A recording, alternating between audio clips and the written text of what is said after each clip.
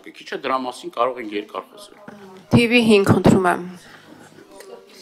Պարոն Դանելյան, չգիտեմ դուք լսում եք թե չէ, ձեր ԿՊԱ-ական գործընկերները միաբերան դատապարտում էին մարդկանց անձնական կյանքի մեջ մտնելու այն տեսանյութերը, որոնք որ հրապարակվել են, բայց մենք հիշում ենք ոչ վաղ անցյալում, թե նրանք ինչպես էին իրենց գործընկեր ոչ քահանա, ոչ հոգևորական Հովիկ Աղազարյանի հեռախոսը բացել, փորփրել, անձնական տվյալներ բարձրաձայնել եւ այլն։ Երբ այսպես համեմատություն եք անում, հիմնավոր են այն պնդումները, այսինքն հավատում եք ԿՊԱ-ականներին, որ դատապարտում են անձնական կյանքի մեջ մտնելու այսպես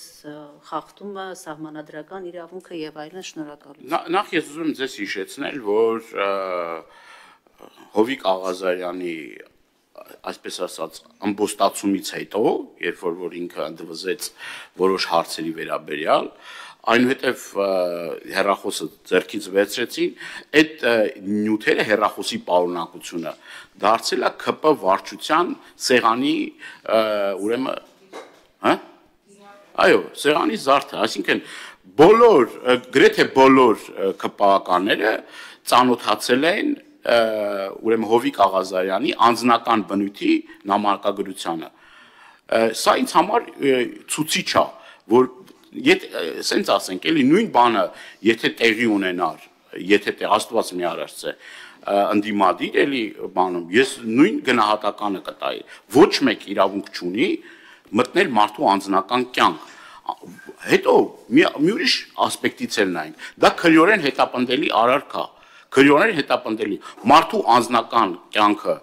չգիտեմ, նկարահանել կամ այդ, չգիտեմ, SMS հաղորդագրությունները հանրությանը բանանել, դա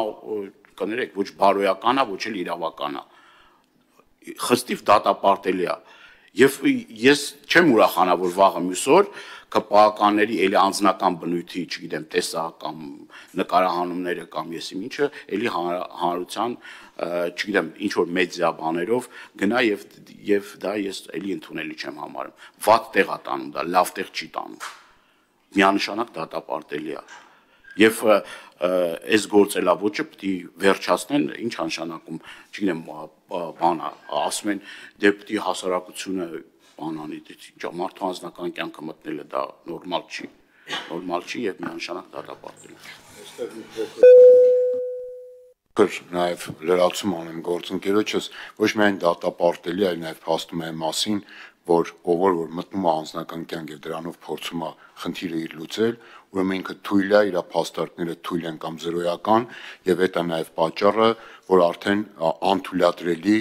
եւ անհարիր հակաիրավական վարքագիծ են դրսևորում։ Ցանկացած մեկը ցանկացած նպատակի համար։ Այստեղ որևէ խտրականություն չի կարելի դնել։ Այսինքն փաստարկը զրո է եւ դու դրա համար դիմում ես